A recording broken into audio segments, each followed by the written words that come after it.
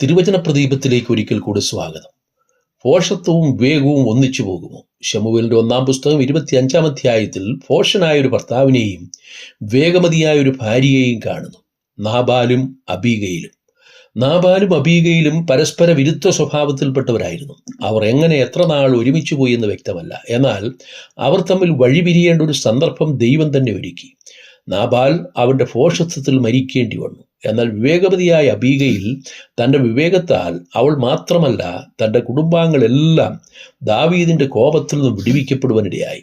ദാവീദ് ശൗലിനെ ഭയന്ന് പലയിടങ്ങളിലായി അലഞ്ഞുതിരിയുമ്പോൾ കർമ്മേലിൽ നാബാൽ എന്നു പേരുള്ള മാവോന്യനായ ഒരു മഹാധനികനായ വ്യാപാരി ഉണ്ടെന്നറിഞ്ഞ് നാബാലിന്റെ ഇടയന്മാരും ആടുകളും മുമ്പ് കർമ്മേലിൽ ആയിരുന്നപ്പോൾ അവർക്കൊരു ദോഷവും സംഭവിച്ചില്ല എന്ന് മാത്രമല്ല, ദാവീദ് അവരെ സംരക്ഷിച്ച വിവരവും നാബാലിനെ ഓർപ്പിക്കുന്നു. എന്നാൽ നാബാൽ വളരെ കഠിനമായി സംസാരിക്കുകയും ദാവീദ് ഇശായിയുടെ മകൻ യജമാനോട് അവിശ്വസ്തമായി പെരുമാറുന്ന ദാസന്മാർ ഇക്കാലത്തുമുണ്ട് എന്ന് പറഞ്ഞ് ദാവീദിനെ പുച്ഛിക്കുകയാണുണ്ടായത്.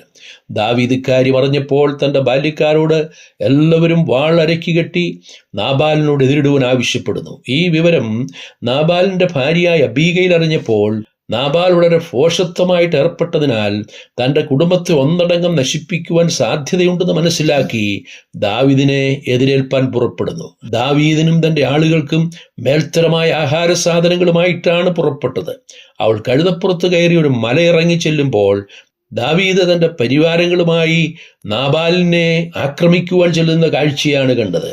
നാബാൽ നന്മയ്ക്ക് പകരം തിന്മ ചെയ്തുവെന്ന് പറഞ്ഞുകൊണ്ട് നാബാലിന്റെ പുരുഷപ്രജയെ മുഴുവൻ നശിപ്പിക്കുമെന്ന് ദാവീദ് തീരുമാനമെടുത്തിരുന്നു. അബീഗയിൽ ദാവീദിനെ കണ്ട മാത്രയിൽ കഴുതപ്പുറത്ത് നിറഞ്ഞ് സാഷ്ടാംഗം നമസ്കരിച്ചു. യജമാനെ, കുറ്റം അടിയന്റെ മേലിരിക്കട്ടെ. ദുസ്വഭാവിയായ നാബാലിനെ ഗണ്യമാക്കരുതേ.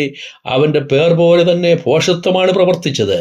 ദോഷം ചെയ്യാതെ യഹോവ നിന്നെ തടുത്തിരിക്കുന്നു. അടിയൻ കൊണ്ടുവന്നിരിക്കുന്ന ഈ കാഴ്ച യജമാനന്റെ പരിചാരകർക്ക് ഇരിക്കട്ടെ എന്ന് പറഞ്ഞു. നാബാലിനു വേണ്ടി അബീഗയിൽ ക്ഷമ ചോദിച്ചു. മാത്രമല്ല, യഹോവ ദാവീദിനെ ഇസ്രയേലിന് പ്രഭുവാക്കി ഉയർത്തുകയും നന്മ ചെയ്യുകയും ചെയ്യുമ്പോൾ അടിയനെ ഓർത്തുകൊള്ളണമെന്ന് അപേക്ഷിക്കുകയും ചെയ്തു. ദാവീദിന് അബീഗയിലിന്റെ വാക്കുകൾ വളരെ ഇഷ്ടപ്പെട്ടു. അവളുടെ വിവേകത്തെ പ്രശംസിച്ചു.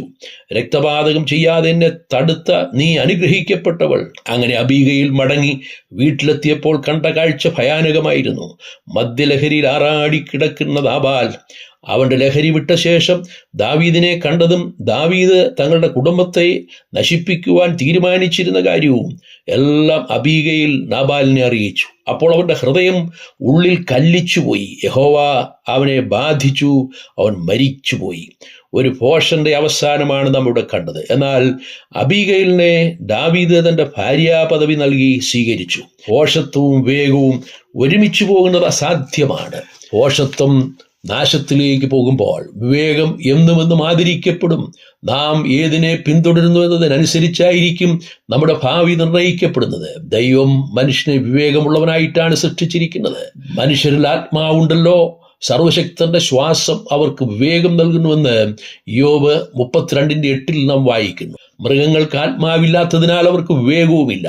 മാനത്തോടിരിക്കുന്ന മനുഷ്യൻ വിവേകഹീനനായാൽ അവൻ നശിച്ചു പോകുന്ന മൃഗങ്ങൾക്ക് തുല്യനത്രേ. അനേകർ നാബാലിനെ പോലെ വിവേകഹീനരായി നശിച്ചു പോകുമ്പോൾ സത്യദൈവത്തെ അറിവാൻ നമുക്ക് വിവേകം ലഭിച്ചിരിക്കുന്നു. അവൻ സത്യദൈവവും നിത്യജീവനുമാകുന്നു എന്ന് 1 യോഹന്നാൻ 5:20 നാം വായിക്കുന്നു. യേശു ക്രിസ്തുവാണ് സത്യദൈവം. ആ ക്രിസ്തുവിൽ വിശ്വസിക്കുന്നവർക്ക് നിത്യജീവനുണ്ട്. സത്യദൈവം മനുഷ്യനായി ഭൂമിയിൽ അവതരിക്കുകയും നമ്മുടെ പാപത്തിന്റെ ശിക്ഷ ഏറ്റെടുത്ത് നമുക്ക് വേണ്ടി ക്രൂശിൽ മരിക്കുകയും ചെയ്തു. മരിച്ചുവെങ്കിലും 3-ാം നാൾ ഉയർത്തെഴുന്നേറ്റ് ഇന്ന് നമുക്കായി ജീവിക്കുന്നു. തന്നിൽ വിശ്വസിക്കുന്ന തന്റെ വിശുദ്ധന്മാരെ തന്റെ അടുക്കിലേക്ക് ചേർക്കുവാൻ മടങ്ങി വരുന്നു. ഈ കാര്യം വിശ്വസിക്കുകയും അംഗീകരിക്കുകയും ചെയ്യുന്നവർക്ക് നിത്യജീവനുണ്ട്. തന്റെ ഏകജാതനായ പുത്രനിൽ വിശ്വസിക്കുന്ന ഏവനും നശിച്ചു പോകാതെ നിത്യജീവൻ പ്രാപിപ്പാൻ ദൈവം ലോകത്തെ സ്നേഹിച്ചു. നമ്മെ സ്നേഹിച്ച ആ മഹാസ്നേഹത്തിന്റെ മുമ്പിൽ നാമും അവിവേക അബീഗയിലായി നശിച്ചു പോകേണ്ടവരായിരുന്നു. എന്നാൽ ദൈവം നമ്മോട് കരുണ കാണിച്ചിരിക്കുന്നു. അബീഗയിലിന്റെ വിവേകം അവളെ നാശത്തിൽ നിന്ന് വിടുവിച്ചതുപോലെ, അവളുടെ കുടുംബത്തിന് രക്ഷ വന്നതുപോലെ, നാമും കർത്താവായ യേശു ക്രിസ്തുവിലുള്ള വിശ്വാസത്താൽ നിത്യനാശത്തിൽ നിന്ന് വിടുവിക്കപ്പെട്ടിരിക്കുന്നു. നിത്യജീവനിലേക്ക് നമ്മെ നയിച്ചിരിക്കുന്നു.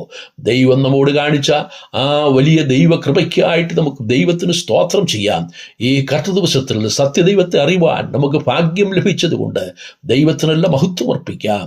കർത്താവിൻ്റെ നാമം മഹത്വപ്പെടുമാറാകട്ടെ. സ്വർഗീയ പിതാവേ, ഞങ്ങൾ അവിവേകികളും ഭോഷന്മാരുമായിരുന്നു, പാപനിമിത്തം നശിച്ചു പോകേണ്ടവരായിരുന്നു. ഞങ്ങളുടെ അവിവേകത്താൽ ഞങ്ങൾ പാപത്തിൽ നശിക്കേണ്ട സ്ഥാനത്ത് ഞങ്ങളുടെ കർത്താവായ യേശു ക്രിസ്തു ഞങ്ങളോട് കരുണ കാണിച്ചതുകൊണ്ട് സ്തോത്രം. സത്യദൈവത്തെ അറിവാനുള്ള വിവേകം നൽകിയതുകൊണ്ട് സ്തോത്രം. അവിടുന്ന് സത്യദൈവവും നിത്യജീവനുമായിരിക്കാൻ നന്ദിയോട് സ്തോത്രം. ഞങ്ങളെ രക്ഷിച്ച അവിടുത്തെ വലിയ ദയയ്ക്കായി സ്തോത്രം. അബീഗയിലിനെയും തൻ്റെ കുടുംബാംഗങ്ങളെയും ദാവീദിൻ്റെ കോപത്തിൽ നിന്ന് രക്ഷിച്ചതുപോലെ ഞങ്ങളെയും വരുവാനുള്ള ദൈവകോപത്തിൽ നിന്ന് വിടുവിച്ചതുകൊണ്ട് സ്തോത്രം. എല്ലാ മഹത്വവും അങ്ങേക്ക് അർപ്പിക്കുന്നു. ക്രിസ്തുയേശുവിൻ്റെ ധന്യമായ നാമത്തിൽ തന്നെ. ആമേൻ.